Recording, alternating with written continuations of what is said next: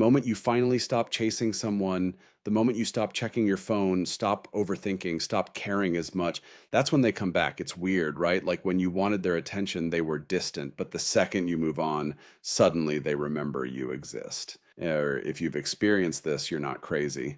There's actually a reason behind it. And more importantly, there's something you need to understand before you let them back in.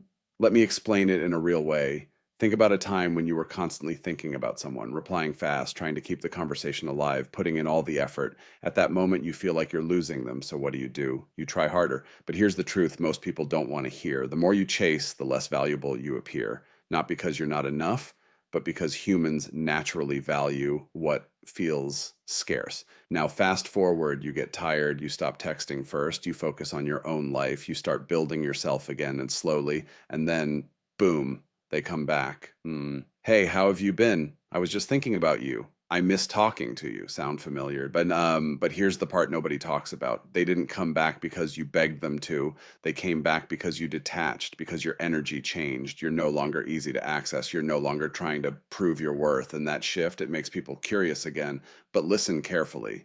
Just because someone comes back doesn't mean they deserve a place in your life again. That's where most people mess up. Let's break this down into something real and practical. First, understand why they left in the first place. People don't just disappear for no reason. Maybe they lost interest, maybe they got comfortable, maybe they thought they had better options, or maybe you were always available and they took you for granted. So when they come back, don't ignore the past. Ask yourself, did anything actually change, or are they just bored, lonely, or curious? Because sometimes people don't miss you, they miss the attention you gave them. Second, check yourself before you respond. This is where emotions kick in. You see their message, and suddenly your heart races. Old feelings come back, memories hit you, and you feel like replying instantly. But pause, take a moment. Because if you respond from emotion, you'll fall right back into the same cycle. Instead, ask yourself, do I want them back, or do I just miss how they made me feel? Big difference. Third, don't go back to your old version. This is crucial. If someone returns to your life and you become the same person you were before, nothing will change. Same effort, same behavior, same outcome. So if you've grown, stay grown. If you've learned to respect your time, keep that standard. Don't go back to over texting. Don't go back to chasing. Don't go back to lowering your value just to keep someone.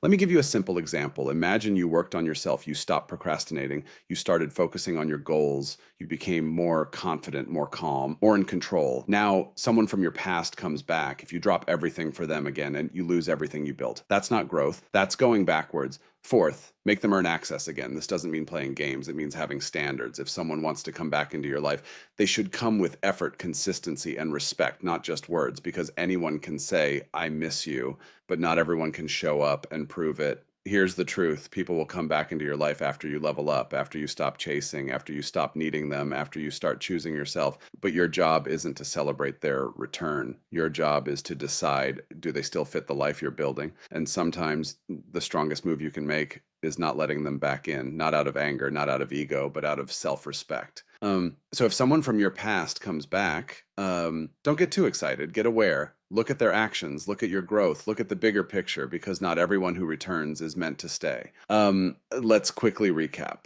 People come back when you stop chasing. They come back when your energy changes. They come back when they feel your absence, but that doesn't mean you should accept them the same way. Understand why they left. Control your emotions. Don't go back to your old habits, and make sure they earn their place in your life. And here's something I want you to try tonight. Think of one person you've been holding on to mentally. Ask yourself honestly, if they came back today, would they deserve the new version of me? If the answer is no, then it's time to fully move on. We're not here to repeat old cycles. We're here to grow. One step at a time. Let's improve together.